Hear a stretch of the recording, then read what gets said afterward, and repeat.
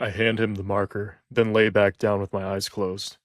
When I lift my head again, I see in large letters, The Abyss, followed by a poem written in English and then in Chinese below that. Between the English and Chinese versions is a drawing of a man plummeting into a deep ravine. You know something, I say to Chuck matter-of-factly.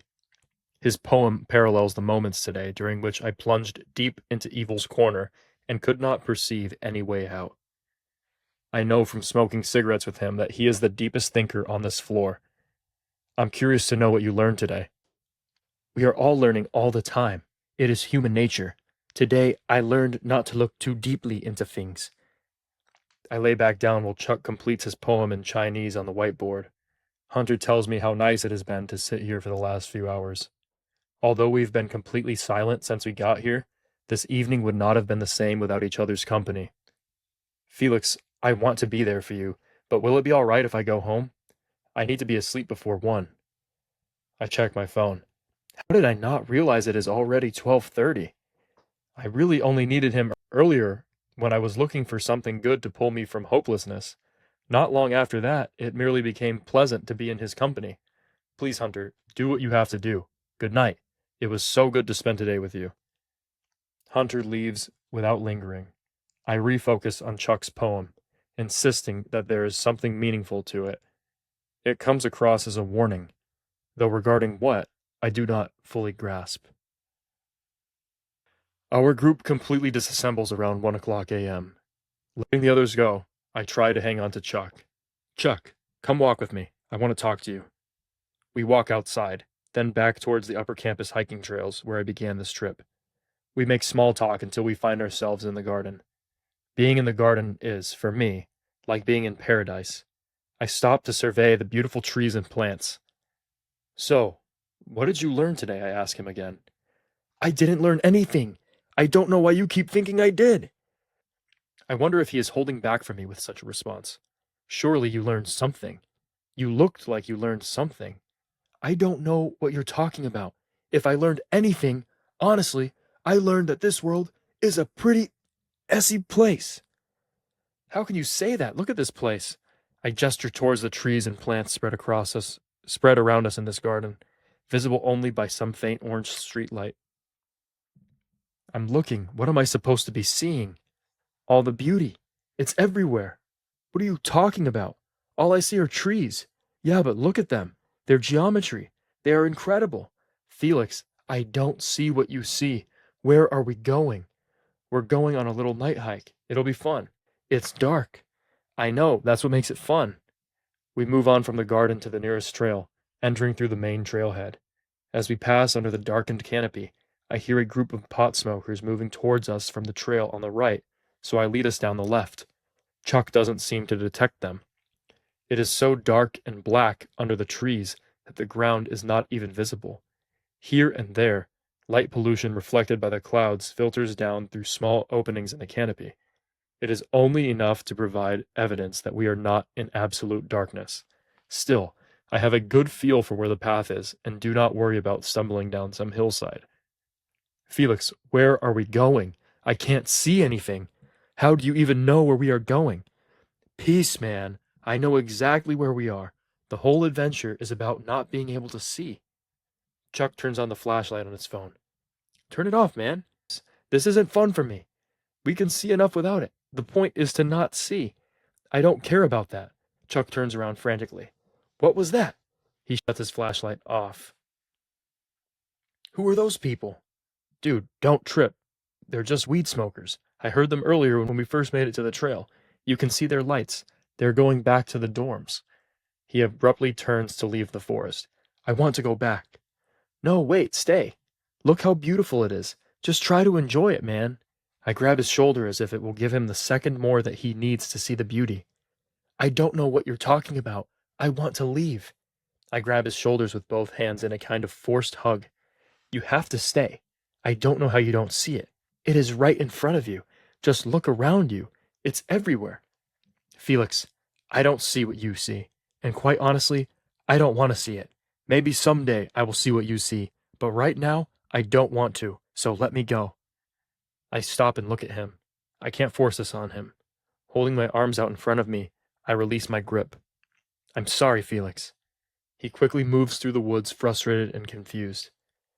He will be back, I say aloud and self-consciously, not referring to him physically returning, but in him arriving here to this same spiritual perspective someday.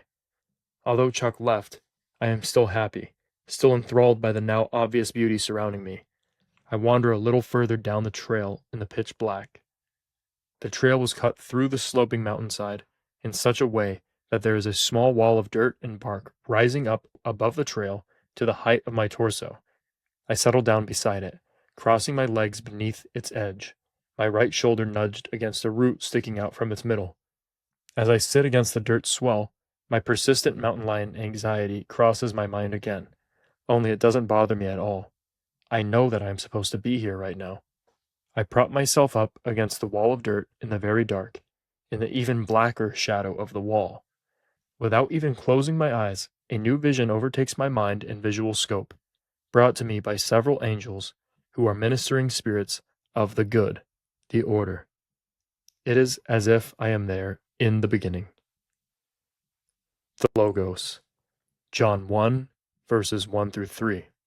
Colossians 1, verses 15 through 17. 1 Kings 6:20. Hebrews 1, 2 through 3. 1 Corinthians 8:6. Revelation 3:14, Revelation 21:16, Revelation 22:13. It is the very beginning, before time, space, and anything created. There is emptiness, which is nothing, also known as chaos. It does not exist. It is void. In the vision, the chaos is displayed as being reddish in color. Clearly, the chaos is not good, for it is nothing. It is good for nothing, unproductive, and non-generative. Amidst the chaos, however, is a conscious mind, an invisible spirit like that of a man, though absolutely perfect in every way. Spirit, psyche, and mind are interchangeable words here. The mind is absolutely alone in the void. Nothing else exists other than the lone spirit. I do not even see it happen, for it must have occurred instantaneously. Yet before my eyes, the spirit manifests something in the void, so that there is only one thing existing, with the invisible spirit amidst the chaos. Alone amidst the nothingness, there is a cube, resplendent with white-blue light. God, who is the invisible spirit, manifested the cube by his decree so that it burst forth instantaneously. The cube is God's manifestation of himself, so that the mind invisible is now visible. The cube is perfect in form, the epitome of order and reason. All goodness exists only within and is derived only from the cube. Nothing good exists outside the cube. It is mind-scattering to focus on anything other than the cube. When I focus on the chaos, then transfer my attention back to the cube, I realize that peace and salvation are found within the cube, as is life itself. The angels instruct me further about the vision. The cube is God's mind manifested, though God also exists simultaneously as an invisible spirit throughout the entirety of the void. Thus, his mind fills the vacancy, yet his mind is invisible. Only the tangible manifestation of himself as the cube can be seen within the void. I sit hidden by the night like this for 2 hours while the ministering spirits stay with me, holding the vision up in my mind continually and instructing me about it so that I might process its contents and understand what I am being shown. I have great difficulty understanding and paying attention, but the angels keep bringing my attention back to the vision. The cube is the Logos, the Word of God, for God manifested his invisible mind by his Word. According to the ministers of the vision, God made all things through the cube, as it is the origin of everything. Logic, truth, and reason originate in the Logos, and develop and expand only by that foundation. The entire universe was somehow drawn out from the Logos, and the order and attributes inherent within the Logos were used to form all things. It was from the Logos that God reasoned all of creation into existence. All of reality has been reasoned out and rationally organized by God according to the Logos, which is the foundation of all order and the outward manifestation of Himself. There is not a single thing that makes sense without the Logos. The Logos is God, as it is His invisible Spirit made visible. Even though the cube exists right in the center of the vision, if I look away from it to observe the chaos, to stare into the void, I go insane. Whenever I lose focus on the cube, my mind disconnects from logic and reason, rendering me scatterbrained and lost. It takes a long time to remember to refocus on the cube, but when I do, I find instant relief, satisfaction, joy, peace, and love, for therein resides all life, order, and goodness. The Kingdom. Luke 10:9, Luke 17:20-21, Matthew 12:28, Matthew 25:34, John 18:36, 1 Corinthians 2:9, Ephesians 3:20. After sitting with the vision for a couple hours, the night approaches its end. I pass back through the black and unlit forest to return to my dorm. I cross into the parking lot of the International Student Building, where I earlier lived a nightmare. I stop, fascinated by the LED streetlights overhead. All light is exceptionally beautiful to me right now. I know that I won't be able to sleep tonight anyway, so I sit down on a boulder lodged in some planter at the edge of the parking lot and look about. I observe the wondrous phenomena of light as it illuminates the front line of majestic redwoods surrounding the parking lot. There are 4 white streetlights and 1 mesmerizing blue light. Their light hums around the flat little forest scar that is this parking lot. From the edges of the lot, the humongous trees extend farther eastward, where they span the mountains seemingly without end. I intend to stay here until sunrise, sitting and thinking. Before long, an hour has gone by. Peace blankets the atmosphere. The deep peace is literally, tangibly present here now, not merely perceived. Behind the front row of redwoods, peeking over their tops, are 3 massive spiritual beings, like giant invisible men watching me. They are angels of some kind. I have a knowledge of them, and a liminal sight, but not plain sight. They beam at me from around where the earlier battle took place. They smile brilliantly and tangibly at me, blessing me. There is power in their smiles. Plainly inherent to them is that they serve the order of the good. While I do not know whom exactly they are, they know me already, and I know they are friends. They have taken interest in me according to a higher will, and thus view me fondly. Despite their awesome massiveness, they communicate directly to my heart that they are mere servants and guardians of a kingdom that spans the heavens, a kingdom which desires considerately to include mortals such as myself, hence the earlier battle against evil on my behalf.